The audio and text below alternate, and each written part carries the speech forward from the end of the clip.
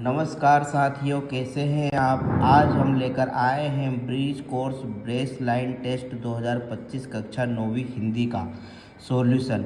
अभी तक हमने गणित और इंग्लिश का सॉल्यूशन प्रोवाइड करा दिया है। यदि आपने नहीं देखा है तो वो देख लीजिएगा। मैं एक बात आपको बता दूं, जो भी नए बच्चे हैं उनको बता दूं कि आपको बेस लाइन टेस्ट देना बहुत अनिवार्य है, क्योंकि इसकी एंट्री विमर्श पोर्टल पर होगी, जिससे आपके आने वाला भविष्य का तय होगा। मतलब कि यहाँ पर ब्रिज कोर्स मतलब ये टेस्ट इसलिए लिया जा रहा है ताकि आपको अपना ज्ञान हो जाए कि आपकी वास्तविक स्थिति क्या है। यदि आपको 20 मार्क्स आते हैं 50 में से 0 और 20 मार्क्स, तो आप तीसरे से 5वीं स्तर के बच्चे हैं। यदि आपको 21 से 40 के बीच में अंक आते हैं, मतलब कि आप 6ठी से 7वीं का स्तर रखते हैं।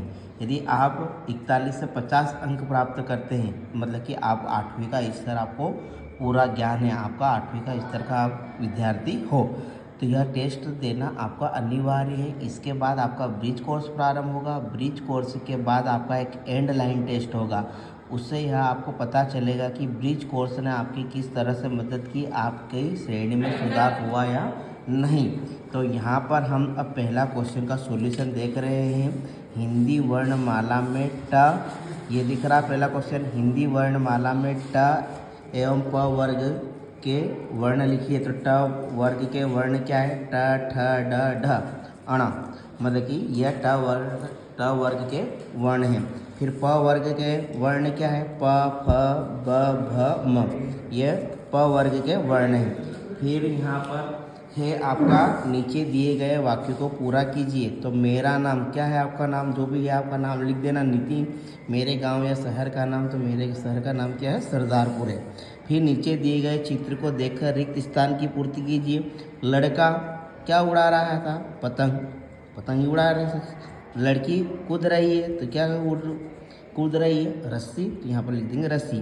फिर अगला वर्ड है रेखांकित शब्दों के समानार्थी लिखिए। तो अब इसका समानार्थी, मोहन पानी पीता है, तो पानी का समानार्थी शब्द क्या आएगा? जल। आसमान में तारे दिखाई दे रहे हैं, तो आसमान का समानार्थी शब्द क्या होगा? आकाश। सिनोनिम्स। फिर है उपसर्ग लगाकर शब्द बनाओ। प्रचार। उपसर्ग किसे कहते हैं? जो आगे लगे, तो यह प्रचार। प्रहार, प्रयोग, प्रसार। ठीक है। फिर है आपका अगली क्वेश्चन, सही जोड़ी बनाकर लिखिए। तो प्रत्यय यहाँ पर कौन सा है? वाला। संज्ञा किसको बोलते हैं? नाम को। तो संज्ञा के आगे क्या आ जाएगा? नाम। क्या आ जाएगा? नाम। फिर चलना को क्या बोलते हैं अपन? क्रिया है एक, तो ये चलना क्रिया। अच्छा क्या है यहाँ पर? विशेषण है। क्या है? विशेषण। ठीक। फिर आते हैं हम नेक्स्ट क्वेश्चन पर। नीचे दिए गए वाक्य में से उचित विकल्प का चयन करके लिखिए। रामू ने अपनी दुकान का श्री गणेश किया। क्या कह रहा? श्री गणेश। श्री गणेश मीन्स शुभारंभ किया। मोहन ने आज प्रवेश किया। क्या प्रवेश किया? गृह ने, तो ये हो जाएगा गृह मतलब कि घर। माता पिता का बच्चों पर आशीर्वाद रहता है, तो आशीर्वाद कौन सा सही है? यह वाला आशीर्वाद सही है। ठीक। फिर अगला वर्ड है मुझे विद्यालय जाना अच्छा लगता है, तो विद्यालय कौन सा सही है? ये वाला विद्यालय सही है। फिर नीचे दिए गए प्रत्यय लगाकर एक शब्द बनाकर लिखिए। ता प्रत्यय मतलब कि जो पीछे जुड़ता है, तो हमने लगाया सुंदरता, मधुरता। वाला दूध वाला, फल वाला, सब्जी वाला। ई मतलब कि प्रत्यय लगाना है, तो गरीबी, अमीरी, जागीरी। आवट शब्द के बनकर प्रत्यय बनाना, तो लिखावट, सजावट, ठीक, दिखावट। ये सब क्या हो जाएंगे? प्रत्यय बनाने वाले शब्द हो जाएंगे। अब यहाँ पर अगला क्वेश्चन है प्रश्न नंबर 9। निम्नलिखित शब्दों को एक एक पर्यायवाची लिखिए। तो फूल का पर्यायवाची क्या होगा? पुष्प। चांद का पर्यायवाची क्या होगा? चंद्र। बादल का क्या होगा? मेघ। और सूर्य का क्या होगा? रवि। आशा है कि आपको ये समझ में आ रहा होगा। अभी तक लाइक और सब्सक्राइब नहीं किया तो कर लीजिएगा, क्योंकि हम आपके लिए कक्षा 9वीं का पूरा ब्रिज कोर्स का सॉल्यूशन लेकर आएंगे। पूरी 9वीं भी हम गणित आपको पढ़ाएंगे। आपको यकीन ना हो तो पिछले वीडियो देख लीजिए। हमने जो बताए थे वही क्वेश्चन आते हैं एग्जाम में, और 100% आते हैं। ठीक। तो ये चैनल आपके लिए लाभकारी होगा। निम्नलिखित शब्दों को क्रम में लगाकर पुनः वाक्य के रूप में लिखिए। खाया आम मैंने आज, तो इसको वाक्य में जमाएंगे तो क्या आएगा? मैंने आज आम खाया। बड़ों हमें सेवा चाहिए कि करनी, तो इसका हम क्या करेंगे? हमें बड़ों की सेवा करनी चाहिए। ठीक। निम्नलिखित शब्दों के तत्सम या तद्भव लिखिए। तो आग का तत्सम भव क्या होगा? अग्नि। कर्ण यानी क्या होता है कान, हस्त का क्या होगा हाथ, स्वप्न का क्या होगा सपना। इनके ये तत्सम तद्भव शब्द हैं। ठीक, अपनी पसंद की कविता की 4 पंक्तियाँ लिखी है। तो मैंने मेरी पसंद की लिख दी, आप अपनी पसंद की लिख सकते हैं। लहरों से डरकर नौका पार नहीं होती, कोशिश करने वालों की कभी हार नहीं होती। नन्ही चींटी जब दाना लेकर चलती है, चढ़ती दीवारों पर 100 बार फिसलती है, आखिर उसकी मेहनत बेकार नहीं होती, कोशिश करने वालों की कभी हार नहीं होती। है या है लिखकर निम्न वाक्य को पूर्ण कर लिखिए। पक्षी आसमान में उड़ रहे हैं, तो है तो आएगा लेकिन इसमें ये बिंदु आएगा तो हैं। पक्षी आसमान में उड़ रहे हैं। सीता पुस्तक पढ़ रही है, तो इसमें ये ना का बिंदु नहीं आएगा। क्लियर? आगे समझ में दिए गए विकल्पों में से उचित विकल्प का चयन कर रिक्त स्थान में पूर्ति कीजिए। मैं बाजार की ओर जा रहा हूँ, तो सिंगल मात्रा आएगी। क्या आएगी? सिंगल मात्रा और। ठीक, ये और नहीं आएगा। सभी के ऊपर राज करना और सभी के राज रहना उसे बहुत पसंद है, तो यह वाला राज यहाँ पर आएगा, और यह जब ज के नीचे बिंदी है, यह वाला राज यहाँ पर आएगा। ठीक, राज मतलब कि आपको शासन करना, और राज मतलब कि रहस्य। सबसे ऊंचा पेड़ कहाँ का होता है? नारियल का होता है। अब काम समाप्त हो चुका, समाप्ति हो चुका ऐसा नहीं लिखेंगे, समाप्त हो चुका। अब नेक्स्ट क्वेश्चन पर आते हैं।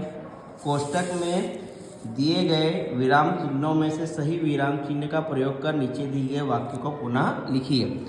आज का मौसम बहुत बड़ा सुहावना है, तो इस आह के बाद क्या आएगा? विस्मय बोधक आएगा, ये वाला चिन्ह। ठीक, फिर यहाँ पर लास्ट में क्या आ जाएगा? पूर्ण विराम। तो आज का मौसम बहुत सुहावना है। क्या तुम मेरी सहायता करोगे?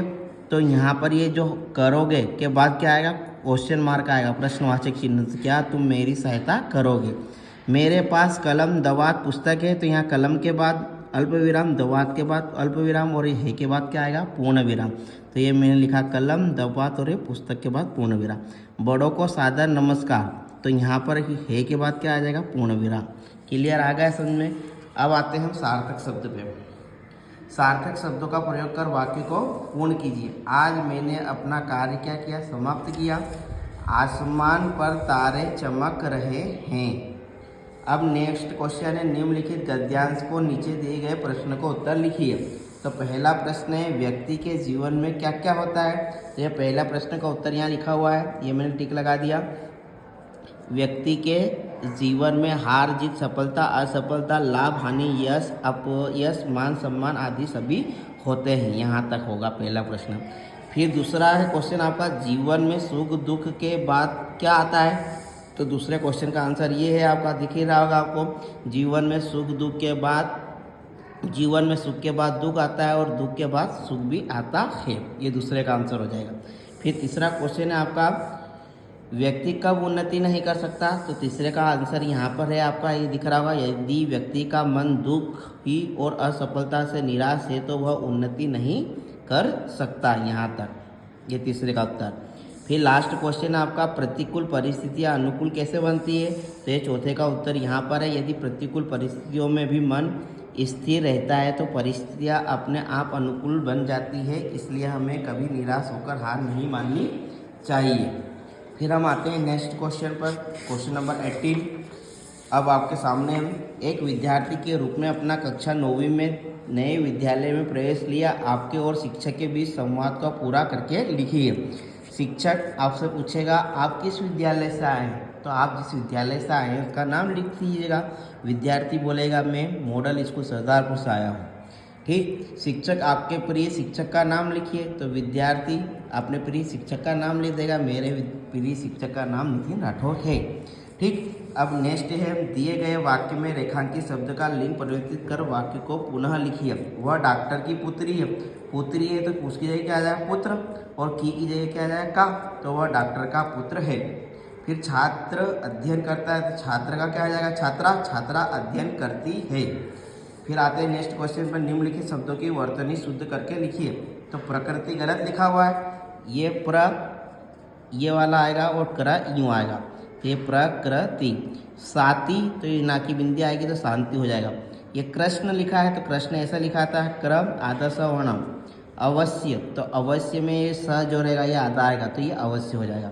फिर एक नेक्स्ट क्वेश्चन है प्रश्न नंबर 21 आपके सामने, चित्र को देखकर कहानी लिखिए। अब यह चित्र जो दिख रहा है इसके आधार पर आप कहानी आसानी से लिख सकते हैं कि एक गांव है जिसमें बच्चे पेंटिंग कर रहे हैं तथा कुछ बच्चे को टीचर पढ़ा रही है, शिक्षक पढ़ा रही है, वो बच्चे पढ़ रहे हैं तथा उसी गांव में कुछ लोग क्या कर रहे हैं, साफ सफाई कर रहे हैं। मतलब कि यह गांव सभी से मिलकर बना हुआ है जिसमें बच्चे पेंटिंग करते नज़र आ रहे हैं, गांव की साफ सफाई भी कर रहे हैं और बच्चे पढ़ भी रहे हैं। मतलब कि यह गांव खुशहाल गांव है तथा यह गांव में सभी तरह से काम किया जा रहा है, सभी मिलकर रहते हैं गांव, ऐसा आप लिख सकते हैं, ठीक, कहानी को देखकर। फिर आते हैं प्रश्न नंबर 22वें पर, नीचे दिए गए पत्र को पूरा करके लिखिए 3 दिन के अवकाश हेतु आवेदन पत्र। तो प्रति किसको लिख रहे हैं अपन, प्रधानाचार्य को, तो यह प्रधानाचार्य लिख दो या कक्षा अध्यापक लिखो और प्रति कक्षा अध्यापक महोदय, ठीक, स्कूल का नाम लिख दो, मॉडल स्कूल सरदारपुर, जिला धार और मध्य प्रदेश। फिर विषय लिख दो आप, अवकाश हेतु आवेदन पत्र, फिर महोदय लिख दो।